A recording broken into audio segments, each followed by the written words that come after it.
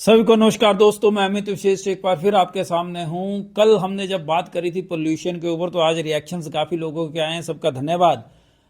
Pollution के बारे में कोई सोल्यूशन होना चाहिए, ये सबकी इच्छा है और सबके विचार भी हैं। सब जानना चाहते हैं कि इसका सोल्यूशन क्या होगा। तो मैं आपको बता दूं, इसका सोल्यूशन हम लोगों को स्थानीय स्तर पर ढूंढना पड़ेगा। उसके लिए हम लोगों को स्वयं इसकी इच्छा प्लस कर्म करने पड़ेंगे, तब जाकर के हम लोग पोल्यूशन को रोक सकते हैं। क्योंकि अंतरराष्ट्रीय स्तर पर भी अगर आप चले जाएं, आप आज का सिनेरियो देख लें।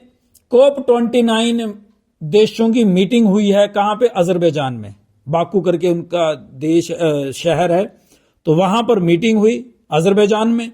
COP29 ग्रुप में जो डेवलप्ड कंट्रीज हैं, अमेरिका है, जापान है, तो इन देशों ने भारत जैसे जो डेवलपिंग कंट्रीज हैं तथा और ज्यादा जो गरीब से गरीब देश हैं, इन देशों को एक ऑफर दिया कि हम आपको $300 बिलियन देंगे। किस लिए देंगे?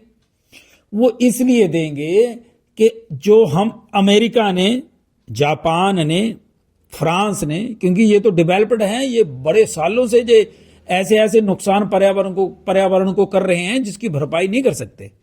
तो ये एक मुआवजे के तौर पर ये पैसा भारत जैसे 140 के करीब देश हैं, क्योंकि 50 या 60 देश ऐसे हैं जिनको माना जाता है डेवलप्ड हैं, जो इस समय विकसित देश की श्रेणी में आते हैं।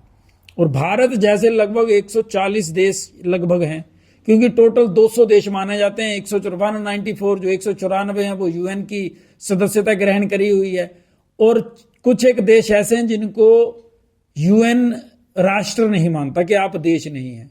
तो 140-50 के करीब ऐसे देश हैं जिनमें ये $300 बिलियन बंटेंगे। अच्छा, उसमें भी कैटेगरीज हैं। एक तो है ना, बहुत ही ज्यादा गरीब हैं, अभी उनकी डेवलपमेंट बड़ी स्लो है, उनको ज्यादा पैसा दिया जाएगा।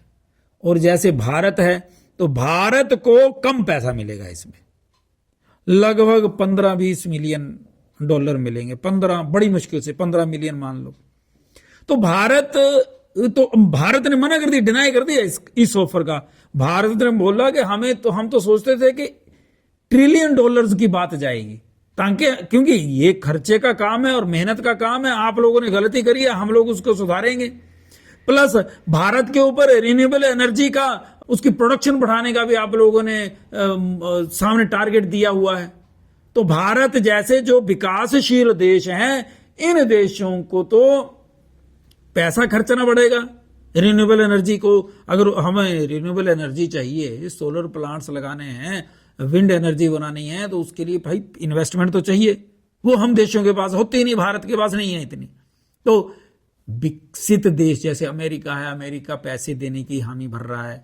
इंग्लैंड है, फ्रांस है, जापान है, जर्मनी है, स्विट्जरलैंड है, ऐसे देश ये थोड़ा थोड़ा पैसे देंगे। लेकिन इनमें सबसे महत्वपूर्ण अमेरिका है, क्योंकि सबसे ज्यादा पैसा देने की जिम्मेदारी अमेरिका की है।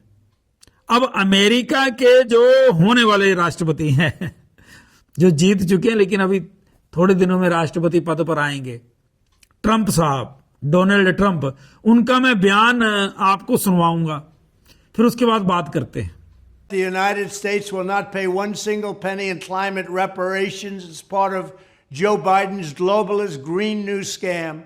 And if Crooked Joe tries to pay any climate reparations to foreign countries in the next 12 months, I will make it my mission to claw back every last cent when I take office. The days of stupidly transferring American wealth to foreign nations will soon be over. The election of 2024 will be the most important election in the history of our country.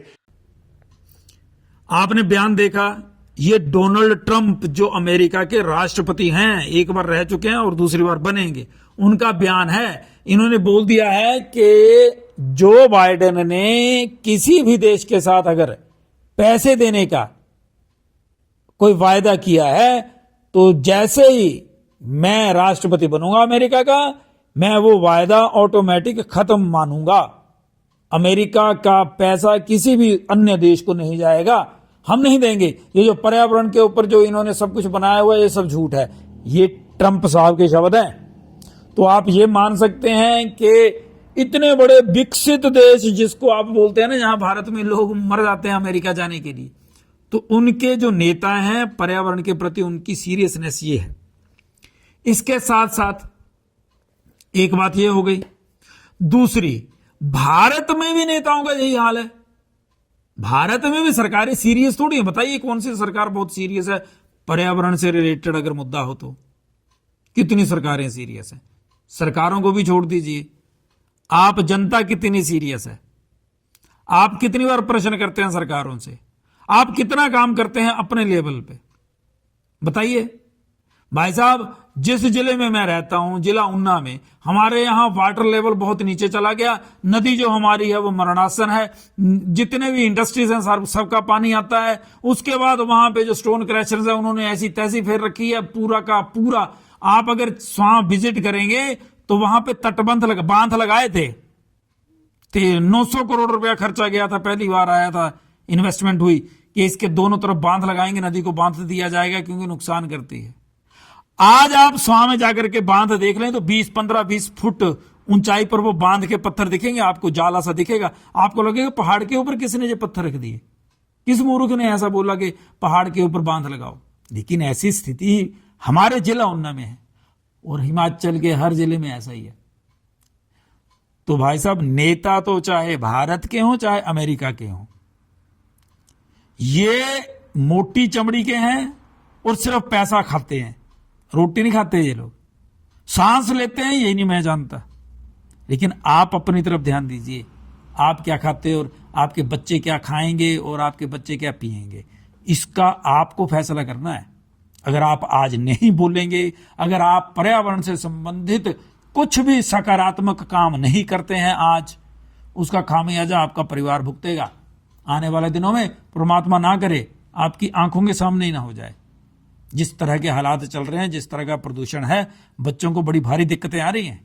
छोटे छोटे बच्चों को, बड़े बुजुर्गों को तो आ ही रही हैं, छोटे बच्चों को भी। और कई ऐसे हैं जो अजन्मे हैं, माता की कोख में हैं। उन माताओं को जब पर्यावरण अच्छा नहीं मिलेगा तो बच्चों के हार्ट में छेद, शुगर की बीमारी, ब्रेन में दिक्कत, बहुत सारी प्रॉब्लम्स उन बच्चों को जन्म से पहले लग जाएंगी। ऐसे हालात बन रहे हैं, आप ध्यान दीजिएगा।